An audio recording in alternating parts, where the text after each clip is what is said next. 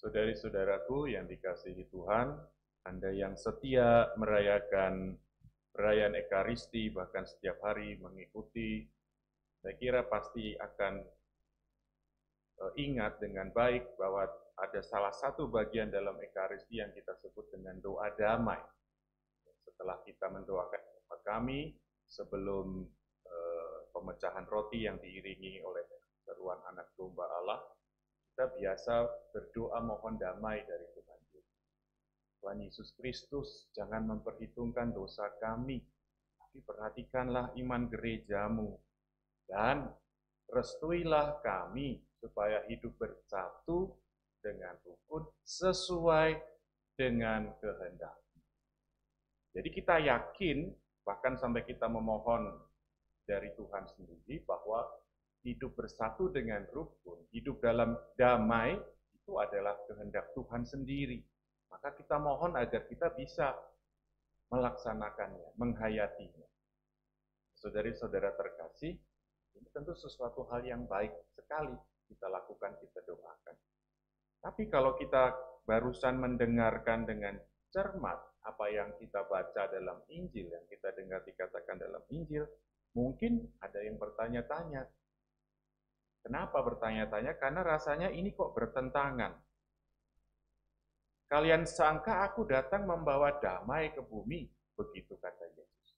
Bukan, kata Yesus. Bukan damai, melainkan pertentangan. Jadi kita berdoa mohon damai dari Tuhan, karena percaya itu juga yang menjadi kehendak Yesus. Sekarang Yesus sendiri bilang, aku datang membawa pertentangan. Terkasih, kalau ada di antara Anda yang bertanya-tanya tentang hal ini, mari kita renungkan bersama.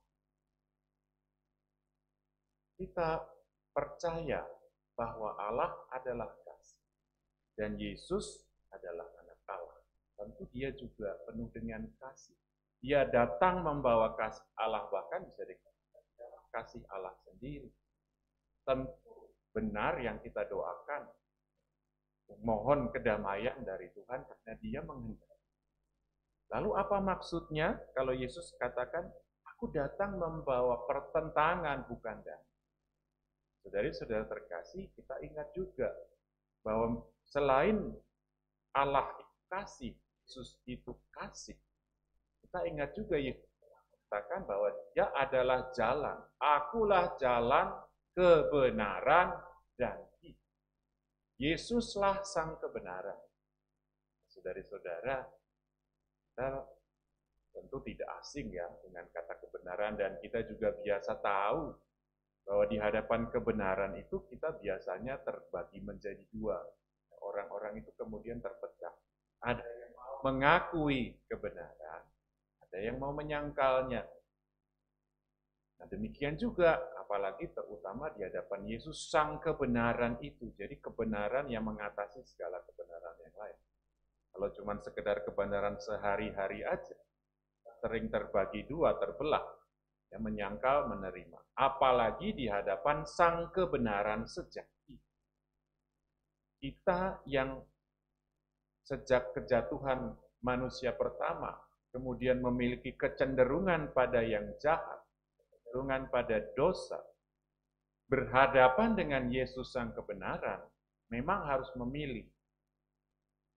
Sesungguhnya, kalau boleh saya katakan, kita tidak punya pilihan. Pilihan satu-satunya sesungguhnya adalah menerima Yesus sebagai kebenaran, mengakui Yesus sebagai kebenaran. Dan karena itulah yang membawa kita pada keselamatan. Jadi, kalau boleh saya katakan, itulah satu-satunya pilihan.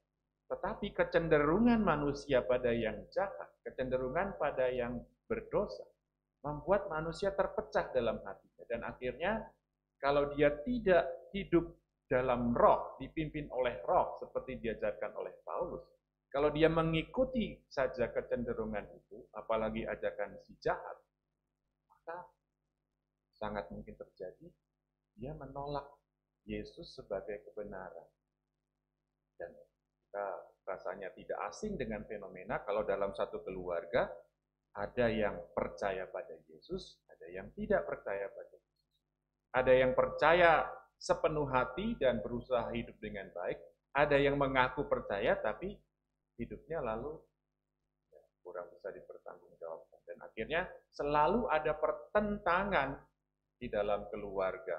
Entah siapa melawan siapa, tetapi ada pertentangan. Karena ada orang-orang yang sungguh-sungguh mau menerima Yesus, mengaku Yesus sebagai kebenaran dan memilih jalan hidup itu. Namun ada juga yang terbawa, terseret oleh godaan-godaan, kecenderungan pada yang jahat, dan akhirnya menolak. Saudari-saudara terkasih, Allah tetaplah Allah. Allah tetaplah sang kasih, Allah tetaplah sang kebenaran. Dia sungguh-sungguh mau membawa kasih, kebenaran, dan kedamaian dalam hidup kita. Kita yang mau menerimanya akan mengalami kasih itu. Setiap orang yang jujur hatinya, yang tulus, yang terbuka, akan mampu sampai pada pengenalan tentang Yesus sebagai sang kebenaran. Maka tidak akan ada pertentangan sesungguhnya dalam hati orang-orang yang demikian. Pertentangan hanya terjadi dalam hati orang-orang yang tidak mau membiarkan dirinya dipimpin oleh Roh dan selalu mengikuti dorongan-dorongan yang jahat. Hanya untuk orang-orang yang menolak.